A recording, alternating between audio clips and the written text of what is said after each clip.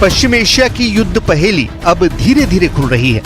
एक तरफ ईरान के युद्धपोत इजराइल की जमीन के आसपास समंदर के किनारों पर चक्कर लगा रहे हैं और दूसरी तरफ ईरान अब 10 गुना तेज हमले करने की धमकी दे रहा है। किसी भी वक्त इजराइल और ईरान का बेहद खतरनाक युद्ध छिड़ने वाला है।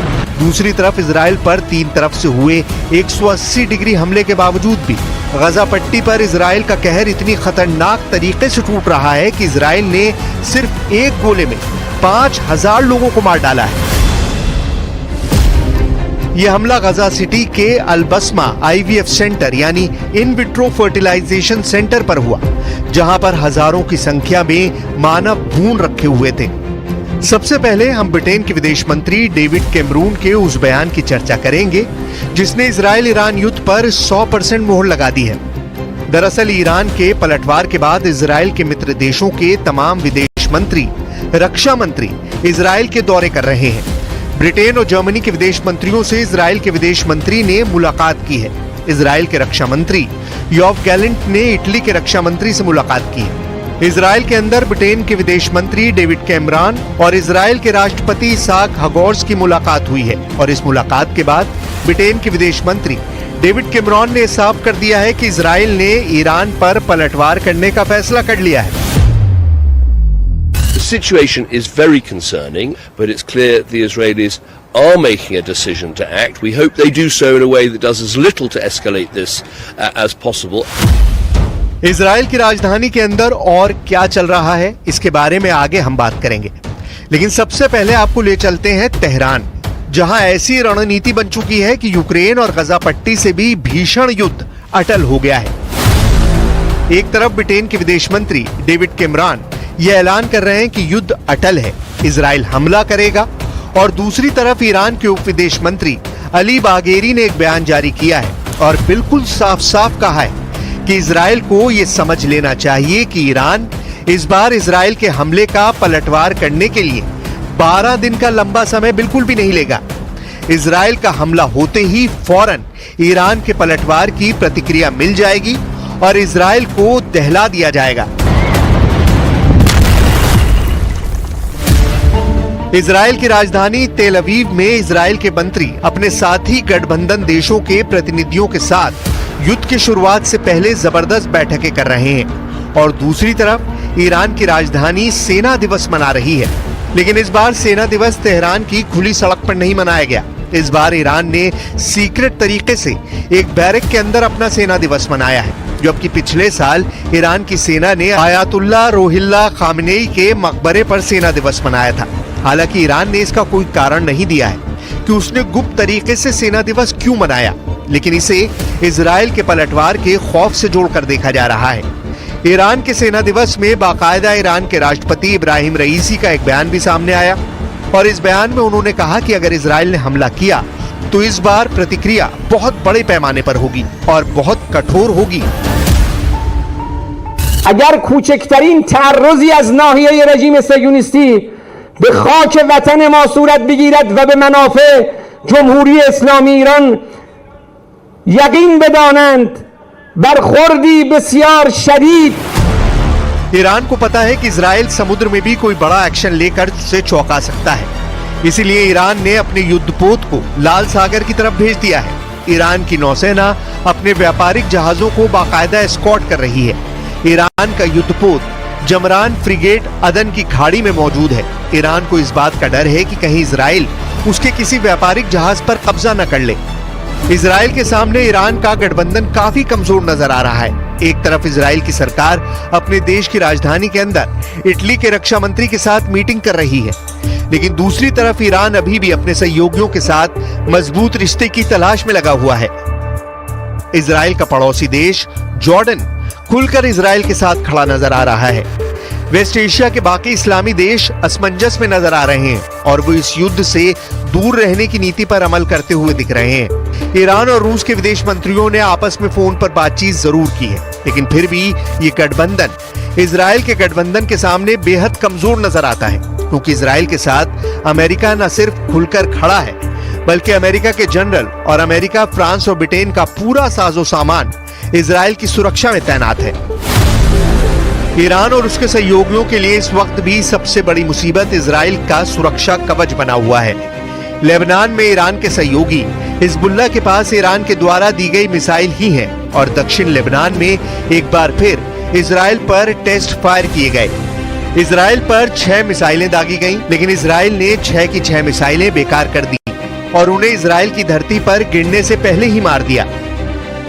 दूसरी तरफ इजराइल बेखौफ होकर गजा पट्टी में लगातार कोहराम मचा रहा है।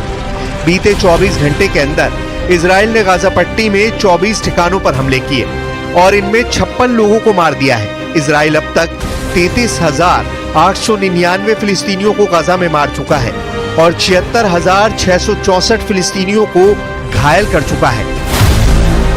दूसरी तरफ फिलिस्तीन हर साल की तरह इस साल भी 17 अप्रैल को कैदी दिवस मना रहा है। इस वक्त भी इजराइल की जेलों में 9,500 फिलिस्तीनी राजनीतिक कैदी मौजूद हैं। इनमें से 561 को उम्र कैद की सजा मिली हुई है। गाजा पट्टी में 7 अक्टूबर से 15 मार्च के बीच 349 ऐसे हमले हुए जो संयुक्त राष्ट्र से जुड़े संगठनों पर हुए हैं, जिसमें संयुक्त राष्ट्र का झंडा फहरा रहा था और इन हमलों में भी 408 विस्थापित लोगों की मौत हुई। ईरान इजरायल से युद्ध के लिए अब इस्लामिक देशों से समर्थन मांग रहा है। ईरान ने इजरायल पर हमला तो कर दिया, लेकिन अब उसे शायद इजरायल का डर सता रहा है।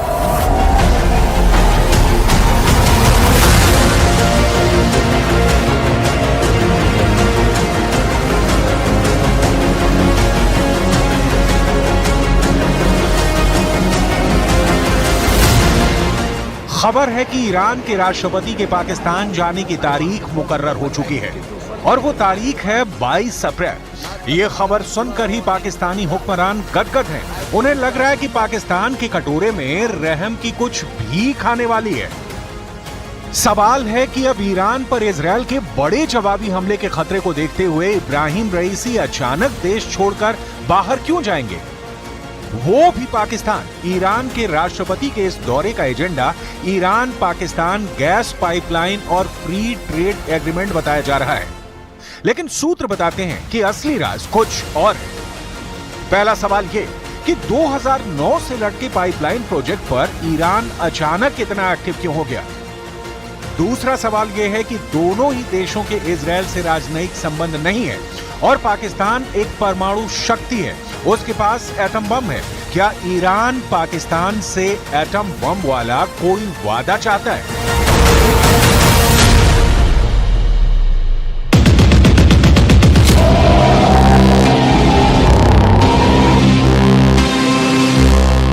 इजरायल लगातार ईरान के परमाणु प्लांट समेत बड़े ठिकानों को तबाह करने की धमकी देता आया है। ऐसे में इब्राहिम रईसी का पाकिस्तान की तरफ रुख करना बड़े सवाल पैदा कर रहा है।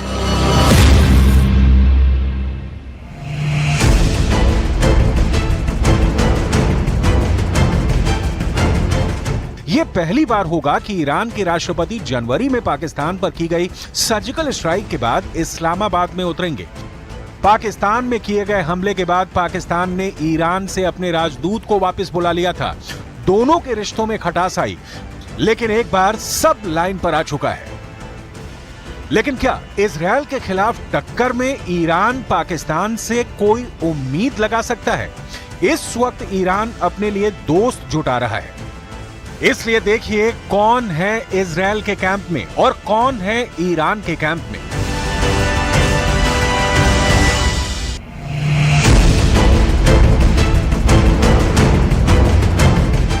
ईरान ने जब से सीरिया में अपने वाणिज्य दूतावास पर इजरायली हमले का जवाब दिया है, पूरा पश्चिम एशिया सुलग रहा है। गाजा की आग भी लगातार जल रही है, लेकिन अब पूरी दुनिया का फोकस ईरान और इजरायल है। इजरायल पर 300 से ज्यादा मिसाइल और ड्रोन के हमले के बाद ईरान को भी यकीन है कि इजरायल हमला जरूर करेगा और पूरी दुनिया जानती है कि अपने दुश्मन को इजरायल तब तक मारता है जब तक वो पूरी तरह तबाह नहीं हो जाता। माफी शब्द इजरायल की डिक्शनरी में ही नहीं। Different options are on the table. They've been presented to the war cabinet. They've been discussed. And as I've said, the moment the retaliation will come, it will be quite clear to the Iranians and the rest of the world that Israel will continue defending itself whenever necessary from whatever aggressor will be facing. Iran को उम्मीद है कि पश्चिम Asia के Islamic मुल्क कम से कम Israel के खिलाफ खड़े होंगे और इस युद्ध में उसका साथ देंगे। लेकिन ईरान के प्लान में पलीता लगाने का काम किया जॉर्डन ने। जब इजरायल पर ईरान मिसाइल और ड्रोनों के जरिए हमला कर रहा था, उस वक्त सिर्फ इजरायली नहीं, जॉर्डन के हथियार भी ईरान की मिसाइलों और ड्रोन को धुआं कर रहे थे। जॉर्डन ने ईरानी ड्रोन और मिसाइलों को खत्म करने के लिए अपने फाइटर जेट उतार दिए। जॉर्डन की तरफ से जारी बयान में कहा गया, अपने नागरिकों की सुरक्षा सुनिश्चित करने के लिए अपने हवाई क्षेत्र में उड़ने वाली वस्तुओं को रोका गया। कुछ टुकड़े कई स्थानों पर गिरे, लेकिन कोई खास नुकसान नहीं हुआ। किसी नागरिक को चोट नहीं आई है।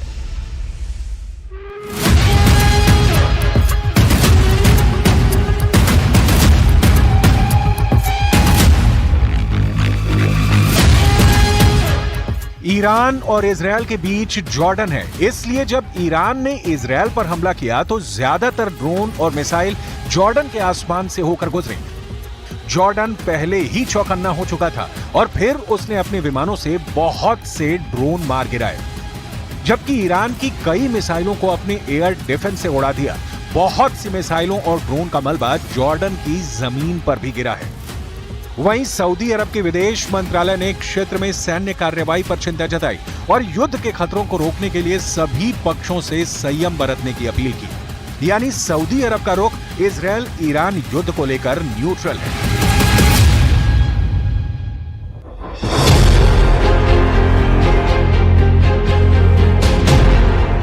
अमेरिका पर इस वक्त सबकी नजर है और अमेरिका पूरे पश्चिम एशिया के हालात पर नजर बनाए हुए है।